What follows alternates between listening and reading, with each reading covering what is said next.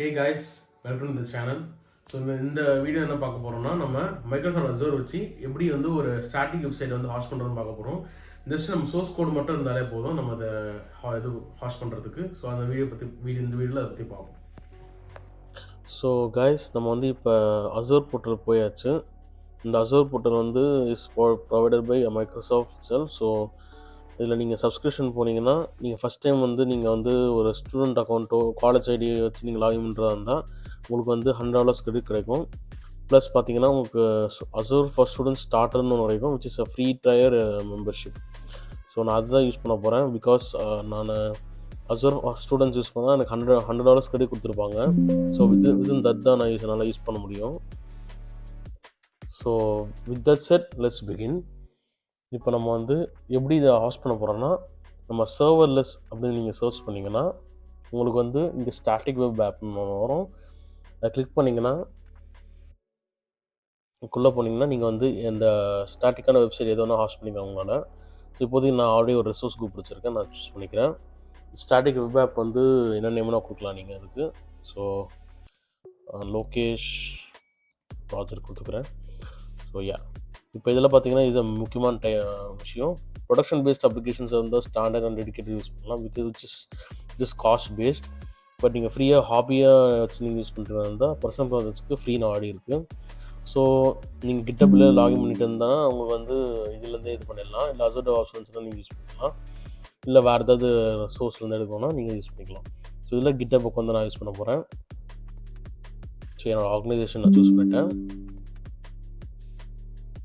So இதில் பார்த்தீங்கன்னா நான் ஒரு சிம்பிளான ஒரு அப்ளிகேஷன் வச்சுருக்கேன், ரெஜிஸ்ட்ரேஷன் ஃபார்ம்.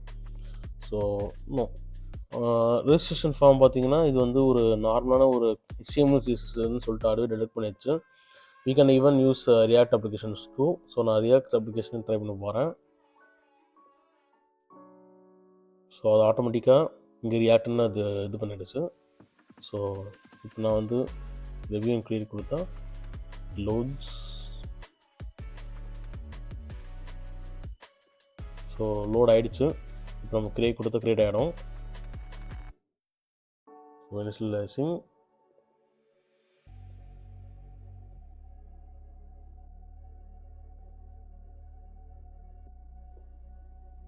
டெப்ளாய்மெண்ட் இன் ப்ராக்ரஸில் இருக்குது, அது ஆகிறதுக்கு ஒன்றும் டைம் ஆகும். ஸோ நவ் டெப்ளாய் ஆகிடுச்சு. நம்ம இந்த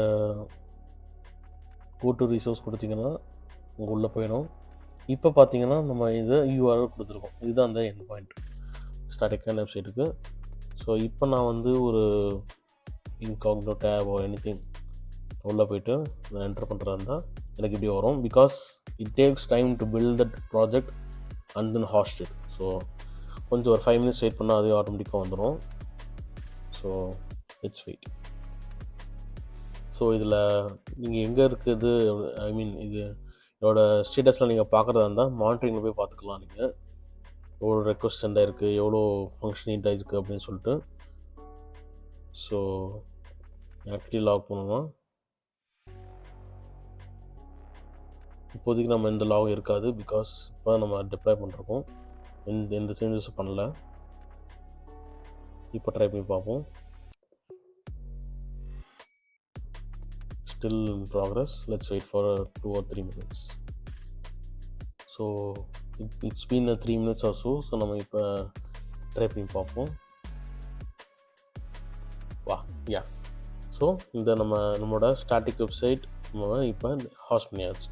நெக்ஸ்ட் வீடியோவில் நம்ம எப்படி இதை வந்து டொமைனோட மேப் பண்ணி நம்மளோட ஓன் டொமைன் வச்சு மேப் பண்ணி எப்படி இதை ஹாஸ்ட் பண்ணுறதுன்னு பார்ப்போம்.